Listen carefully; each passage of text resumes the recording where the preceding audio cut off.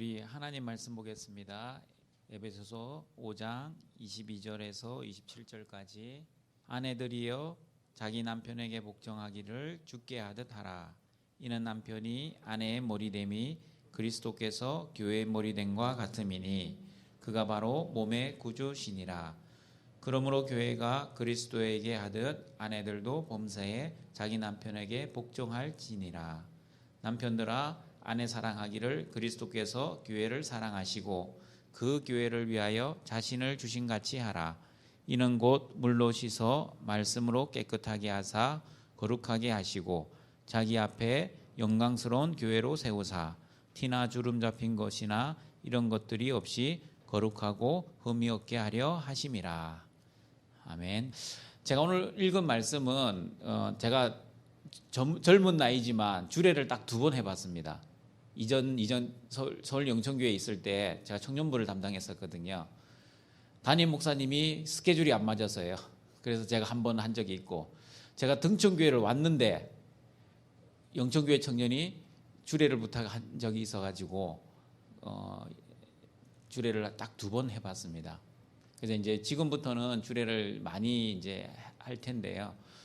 제가 주례를 부탁하러 오면 그 사람한테 꼭 오늘 읽었던 본문의 그 말씀을 읽고 당부하는 말이 있어요.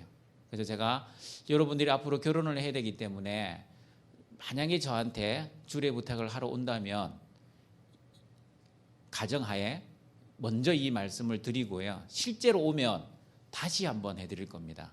그래서 그런 목적으로 제가 이 본문을 택했습니다. 여러분 지난 설교 시간에 구원의 목적이 제가 뭐라고 이야기했죠? 에베소서에 있는 말씀을 통해서 1장에 있는 말씀을 통해서 행복이 아니라 하나님께서 우리를 구원해 주신 목적이 행복하고 성공하고 잘 먹고 잘 살고 형통하기 위해서 우리를 구원해 주신 게 아니라 내가 거룩하니 너희도 거룩하라는 그 하나님의 말씀에 의거해서 하나님의 영광을 찬미하게 하기 위한 하나님의 목적이 이 구원에 있다라고 말씀드렸습니다. 여러분도 지금 청년 시절에 가장 큰 관심사가 2개잖아요. 직장과 결혼. 그래서 직장의 목적도 거룩이어야 되고요. 결혼의 목적도 거룩이어야 합니다. 만약에 이게 잘못되면 결혼 생활이, 직장 생활이 참 힘들어집니다. 단순히 잘 먹고 잘 살기 위해서 연봉 많이 주는 직장에서 직장 생활을 하려고 하면 돈 보고 직장을 택하겠죠. 만약에 결혼의 목적, 여러분 결혼을 왜 하려고 할까요? 사람들이 왜 결혼하고 싶으세요? 한 번도 생각 안 해보셨어요? 왜 내가 결혼을 해야 되는지. 남들이 대학 가니까 나도 대학 가고, 남들이 직장 가니까 나도 직장 가고, 남들이 결혼하니까 나도 따라서 결혼한다는 것은 안 되잖아요. 그죠? 왜 우리가 결혼해야 되는지 제가 청년부 사역을 했기 때문에 물어봤어요. 왜 결혼하려고 하느냐? 다 물어보니까 1번 답이 뭔지 아세요? 행복하기 위해서, 행복해지기 위해서 결혼을 합니다. 2번째가 많이 나왔던 게 뭐냐면 외로워서. 의외로 외롭다는 답이 많이 나왔습니다. 여러분들한테 물어보면 여러분도 아마 이 2가지 중에 하나는 중에 있을 겁니다. 행복해지기 위해서 결혼한다, 또는 외로움을 해결하기 위해서 결혼한다. 우리 집사람이 2번 때문에 저랑 결혼을 했어요. 30이 되니까 너무 외로워지더래요. 그때부터는 결혼을 해야 되겠다는 이제 생각이 확 밀려오면서 처음 만난 남자가 제로를 만나버린 거예요. 그래서 이제 초고속으로 저희들은 결혼을 했습니다. 2월 1일 날 처음 만나가지고요. 4월 28일 날 결혼했습니다. 그래서 식장에서 만난 게 5번째 만난 게 식장에서 만났어요. 이 이야기는 제가 다음에 이야기해 드릴게요. 왜 5번 만에 결혼을 할 수 있었는지 그 이유는 제가 다음에 한번 기회에 대해서 이야기해 드리고요. 제가 왜 이 결혼하러 온 사람, 결혼의 목적이 거룩이냐면 오늘 읽은 말씀에 보시면 어떻게 나와 있냐면요. 22절에 보시면 아내들이여 자기 남편에게 복종하기를 주께 하듯 하라. 그 다음에 25절에 보시면 남편들아 아내 사랑하기를 그리스도께서 교회를 사랑하시고 그 교회를 위하여 자신을 주신 같이 하라. 자, 그리고 26절에 보면 이는, 그죠? 왜 이는 그러므로라는 뜻이죠. 이는 왜 남편들이 아내를 사랑하기를 그리스도께서 교회를 사랑하시고 그 교회를 위해 자신을 주신 같이 해야 되는지, 왜 아내가 자기 남편에게 복종하기를 죽게 하듯 해야 하는지, 그 이유는, 그죠? 그러므로 그 이유는 곧 물로 씻어 말씀으로 깨끗하게 하사 거룩하게 하시고 자기 앞에 영광스러운 교회를 세우사 티나 주름 잡힌 것이나 이런 것들이 없이 거룩하고 흠이 없게 하려 하심이니라. 자, 우리 결혼의 목적이 뭡니까? 행복하고 외로움을 이겨내기 위해서 하나님이 결혼이라는 것을 만들어 놓지 아니하시고 거룩하고 흠이 없는, 그리고 영광스러운 교회를 만들기 위해서 남편과 아내, 가정을 만들어 주셨다라는 이야기입니다. 자, 우리 형제들에게, 자매들에게 물어봅니다. 남자가 결혼 준비하기 힘들까요? 여자가 결혼 준비하기 힘들까요? 누가 힘들 것 같습니까? 다 힘들죠. 둘 다 힘들지만 오늘 읽은 말씀에 근거하면 가장 1순위가 집이잖아요. 그죠? 집 준비해야 되고, 여자들은 집을 채우는 가전제품. 그게 전통적인 방식이었지, 요즘은요 그냥 다 같이 해요. 같이 집도 마련하고 같이 모든 걸 하기 때문에 준비는 같이 합니다, 실제로는.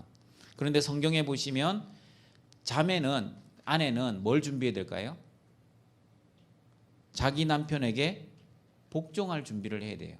이거 준비 안 되면 절대 시집갈 생각 하지 말아야 됩니다. 이거 준비 안 되면 시집가서 힘들어집니다. 남편을 힘들게 하고 가정을 힘들게 합니다. 남편은 어떻게 준비해야 될까요? 남편들아, 아내 사랑하기를 그리스도께서 교회를 사랑하시고 그 교회를 위하여 자신을 주신 같이 하라. 뭘 준비해야 됩니까? 남자는 아내를 사랑해야 되는데 어떻게 사랑해야 될까요? 저를 보지 마시고 말씀을 보세요. 말씀에 뭐라고 나와 있는지. 그 교회를 사랑하시고 그리스도께서 교회를 사랑하시고 그 교회를 위하여 자신을 주신 같이 하라. 예수님이 어떻게 자신을 주셨을까요? 십자가에서 자기의 목숨을 주셔서 사랑하셨잖아요. 자, 그러면 남자가 힘들까요? 여자가 힘들까요? 성경적으로는 제가 보기에는 남자가 더 힘들어요, 결혼 준비가. 왜냐하면 여자는 남자에게 복종할 준비를 하면 되지만 남편은 어떻게 준비해야 될까요? 목숨을 바쳐서 사랑할 준비를 해야 돼요. 여러분, 나중에 결혼하시면 아기가 태어나고 아기가 이제 자라면 남편이 그 직장을 가고 아내가 집에서 아기를 키우다가 아기가 다칠 수 있죠. 뭐 모서리라든지 이렇게 부딪혀서 다칠 수도 있고 이제 여러 가지 사고가 생길 수 있습니다. 그러면 남편이 집에 들어와서 아내에게 어떻게 이야기하냐면, 대부분의 남자는요, 집에서 애를 어떻게 봤길래 애를 이징역으로 다치게 했느냐, 아내를 막 야단쳐요.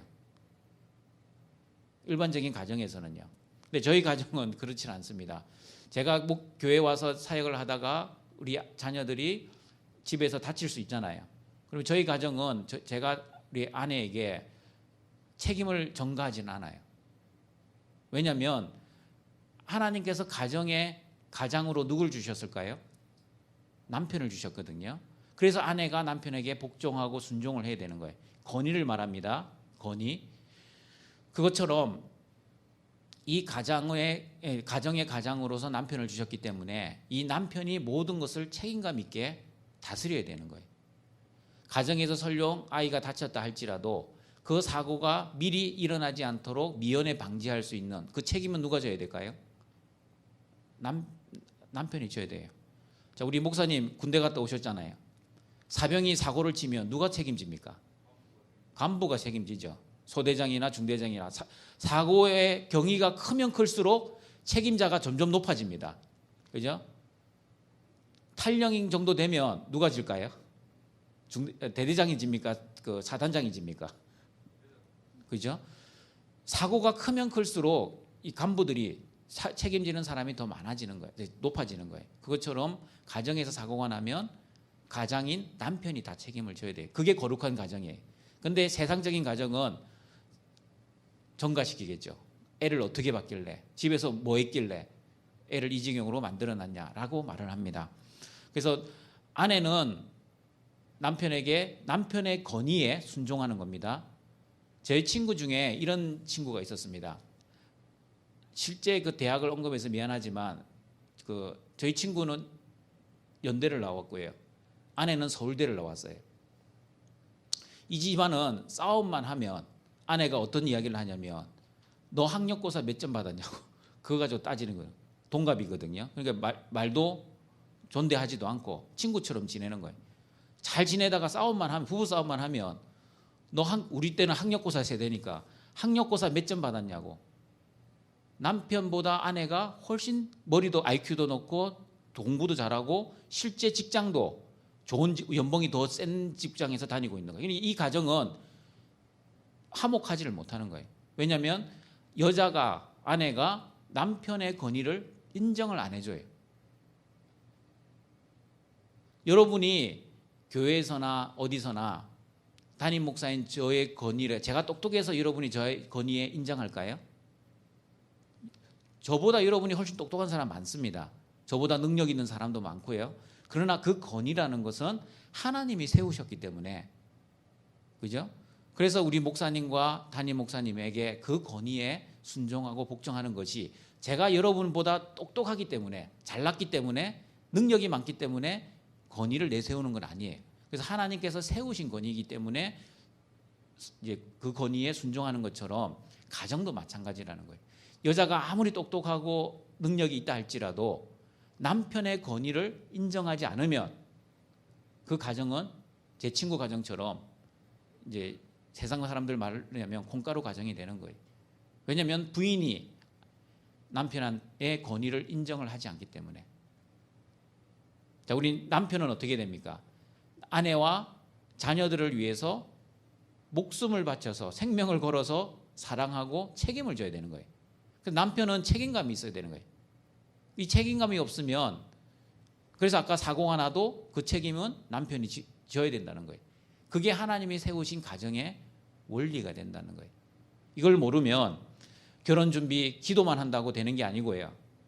좋은 잘생긴 남자, 능력 있는 남자를 구할 기도만 한다고 생기는 게 아니라 아무리 능력 있고 잘생긴 남자 만나도 하나님이 세우신 이 가정의 원리를 모르면 전혀 거룩하고 영광스러운 가정, 교회를 세울 수 없는 거예요. 그래서 우리가 청년들이 결혼을 준비할 때 우리 자매님들 잘 들어주세요. 내가 이 남자에게 하나님이 주신 건의를 순종할 수 있는지, 복종할 수 있는지를 그 마음이 생기는 남자를 만날 때까지는 절대 결혼하면 안 되고요. 우리 형제들에게 이제 부탁합니다. 형제들은 내가 이 여자를 위해서 죽기까지 사랑한다. 이 여자가 죽으라면 진짜 죽을 수 있는 그런 여자가 나타나기 전까지는 결코 결혼하면 안 되는 거예요. 그렇게 해야 이 영광스럽고 거룩한 교회가, 가정이 만들어지는 거예요. 그냥 대충 조건 보고 대충 이렇게 나이가 많아서 떠밀려서 이 정도면 되겠지, 확신도 없이 그렇게 결혼했다가 깨어지는 가정들이 수두룩합니다. 설령 믿는 사람들끼리 만나도 서로 맞지 않아서 이혼하는 가정이 많이 생깁니다. 그래서 여러분은, 특별히 우리 등천교회 우리 청년들은 가정을 이룰 때 성경적인 가정을 이루어야 되고요. 그리고 이 성경적인 가정을 이루기 위해서는 이 에베소서 5장에 있는 말씀을 가지고 아내는 남편에게 순종할 수 있는, 건의에 순종할 수 있는, 그게 바로 성경에서 말하는 믿음이에요. 그래서 형제는 자매의 믿음을 보라고 하는 이유가 그 하나님의 말씀에 순종할 수 있는, 이 말씀에 순종할 수 있는 믿음이 있어야 되고요. 형제는 또 마찬가지 믿음이지만 책임감 있는 믿음이죠. 조금 다른 믿음이지만 결국 같은 믿음을 가지고 있어야만 이 올바른 결혼이 되어집니다. 자, 우리 일찍 마쳐야 되기 때문에 한 가지만 더 부탁하고 우리 연언 예배를 마치고자 합니다. 제가 그 두 번밖에 주례를 안 했다 했지만 두 번 다 제가 했던 공통점이 하나가 있습니다. 뭐냐면 저한테 주례를 받으러 오면 저는 이 나쁜 목사라 해서 주례비를 먼저 받습니다. 식장에서 식 끝나고 받는 게 아니라 식전에 받거든요. 왜 받냐면 신랑 신부에게, 저에게 올 때는 그냥 오지 말고 주례비와 함께, 그 대신 주례비는 제가 안 정해주고 본인들이 알아서 정해하라 그러고요. 도울 수 있는, 여러분이 그 가정을 처음 출발하는데 하나님 앞에서 섬기는 차원에서 후원 단체를 하나 정해와라. 제가 그렇게 이야기를 해요. 뭐 후원 단체, 예를 들면 옥스팜이라든지 기아 대책이라든지 또 뭐 있죠? 여러 단체들이 있잖아요. 그런 단체를 그 가정이, 너희 가정이 평생토록 후원할 가정을 남편과 아내가 기도하고 정해서 우리 가정은 이 단체를 기도하고 후원하겠습니다라는 단체를 정해오라고 제가 시킵니다. 그러면 그 단체를 정해오잖아요. 그러면 저한테 줄 주례비를 두 사람의 이름으로 이제 후원을 하라고 그래요. 후원을 하고, 저는 이 부부가 어느 단체를 후원했는지를 이 순서지 결혼 주례, 그걸 뭐라고 그러죠? 식순지와 함께 그 단체를 소개하는 브로셔 같은 거 있잖아요.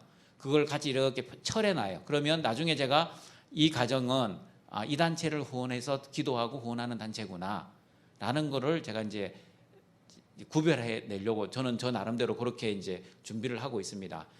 대신 주례비는 제가 봉투를 열어보진 않습니다. 그냥 그대로 주면 제가 그대로 그걸 두 사람한테 드려요. 드리면서 이제 하나님 앞에서 거룩하고 영광스러운 교회를 지금 만드는데, 그냥 두 사람만이 기쁘고 즐거운 시간이 아니라 이웃을 섬기고 사회를 섬기는 가정으로 출발해야만 하나님 보시기에 아름다운 가정, 복된 가정이 되지 않겠느냐. 그래서 단순히 한 번 일회성으로 끝나지 말고 평생 너희들이 죽을 때까지 이 단체가 없어지지 않는 이상 끝까지 그 단체를 위해서 기도하고 또 물질을 후원하고, 물질이 후원이 돼야 또 기도가 돼요. 마음만 기도만 한다고 되는 게 아니고요. 그래서 물질도 후원하면서 기도도 같이 하면서 그 단체를 이렇게 하는 게 실질적인 성도, 하나님 사랑, 이웃 사랑, 말만 이웃 사랑하지 말고 하는 게 아니라 실제 우리 삶 속에서 실천이 돼야 되잖아요. 실천되지 않는 거는 아무 소용이 없어요. 그래서 이웃을 사랑하는 것, 제가 우리 교회 비전 실천상 7번째가 이웃을 섬겨서 하나님께 영광 돌리는 교회입니다라는 걸 정했거든요.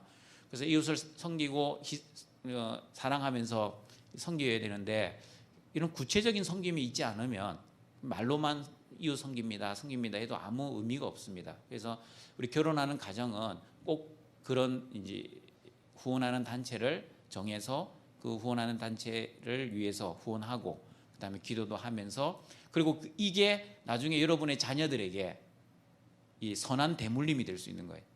우리 가정은 아이들이 다 지켜봅니다, 나중에.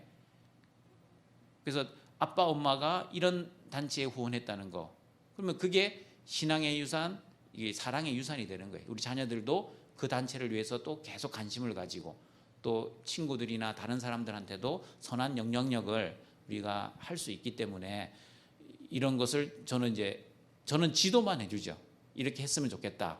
만약에 이게 싫으면 저한테 주례 받지 마시고 딴 사람한테 가서 주례를 받으십시오 라고 이제 할 겁니다. 그래서 우리 청년들이 혹시나 이제 저한테 주례를 부탁하러 오신다면, 우리 요셉부 청년들은 꼭 후원할 단체를 선정하시고, 그리고 브로셔, 제가 알 수 있는 브로셔 같은 거를 꼭 가지고, 그리고 주례비도 꼭 챙겨서 오세요. 그리고 제가 돈은 보지 않을 테니까 그 자리에서 제가 돌려줄 테니까, 그리고 여러분에게 여러분의 이름으로, 두 사람의 이름으로, 여러분의 가정의 이름으로 후원하시고 기도하면서 그렇게 세상을 섬기는, 세상의 소금과 빛의 역할을 할 수 있도록 제가 그렇게 지도하고 인도를 할 테니까요. 여러분도 그렇게 하시고 결혼을 그렇게 준비해 주시고, 그리고 실제 제가 두 가지 이야기했죠. 아내는, 자매들은 남편에게 순종할, 복종할 준비, 믿음을 준비하셔야 되고, 남자들은, 형제들은 아내를 위해, 가족을 위해서 죽을 준비, 십자가를 질 준비, 그 믿음을 준비하시고 그렇게 결혼을 준비해 주시면 감사하겠습니다. 아시겠죠? 자, 기도하겠습니다. 사랑과 자비 하나님 감사합니다. 우리 요셉부 수련회를 통하여 하나님의 크신 은혜를 체험하고자 합니다. 오늘도 에베소서 말씀을 통하여 하나님께서 만드신 가정의 목적, 거룩하고 흠이 없고 영광스러운 교회를 만들기 위한 하나님의 놀라운 목적을 말씀을 나누었습니다. 하나님 이 목적대로 우리가 가정을 잘 준비하는 우리 요셉부 청년들 되게 도와주시옵소서. 감사드리며 예수님의 이름으로 기도드립니다. 아멘.